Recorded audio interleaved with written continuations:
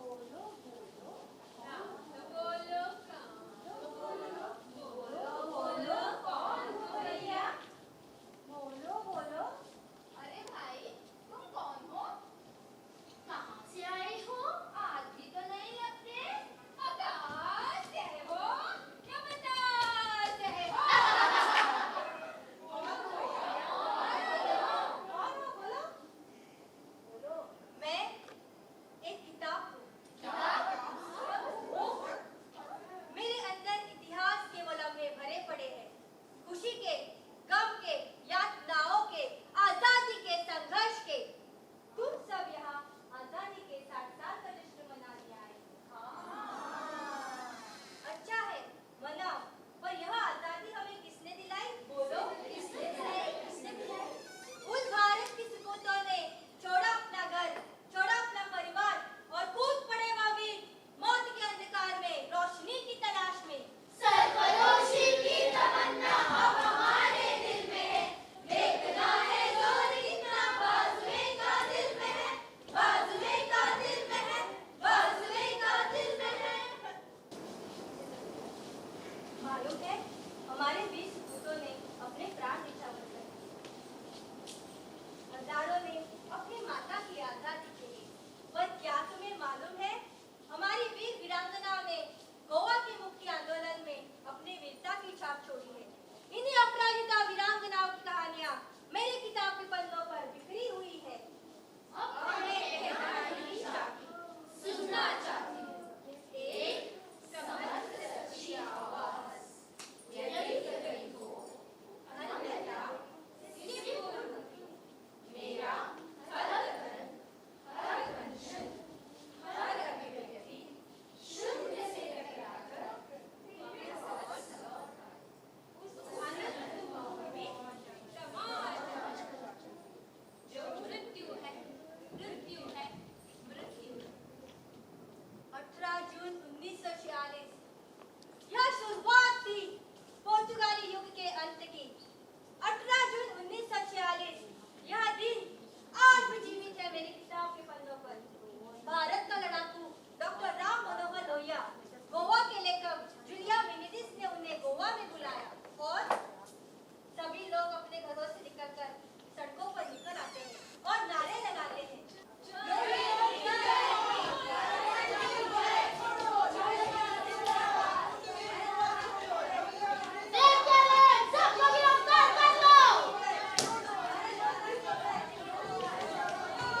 गोवावासियों तुम्हें लड़ना है, तुम्हें आजादी के लिए लड़ना है। गोवावासियों तुम्हें लड़ना है, तुम्हें आजादी के लिए लड़ना है। गोवावासियों तुम्हें लड़ना है, तुम्हें आजादी के लिए लड़ना है।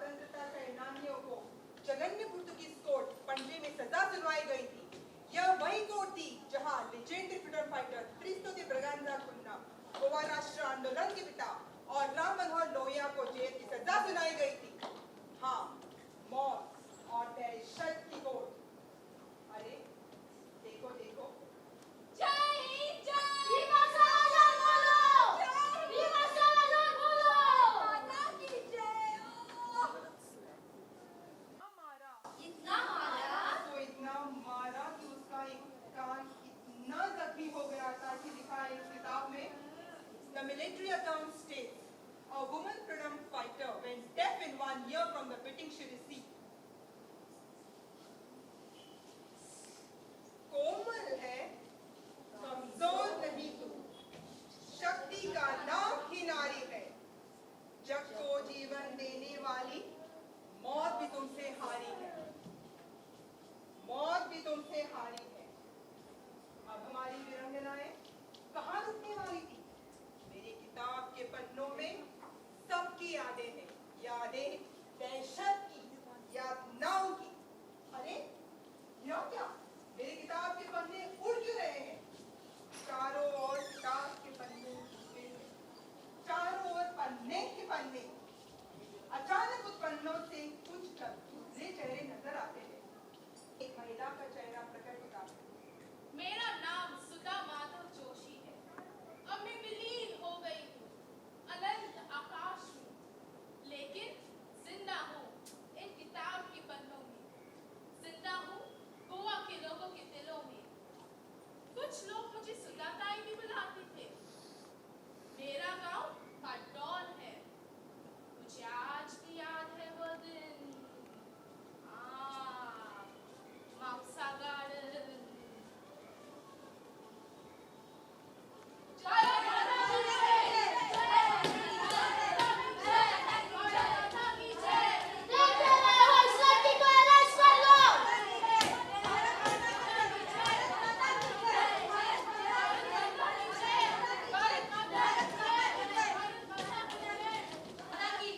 सुधा ताई को गिरफ्तार कर लिया गया और पुलिस में मुकदमा चला। पुलिस ने फैसला सुनाया, 10 साल की सजा, यातनाएं और यातनाएं। पर हमारी वीरांगनाएं कहाँ रुकने वाली थी?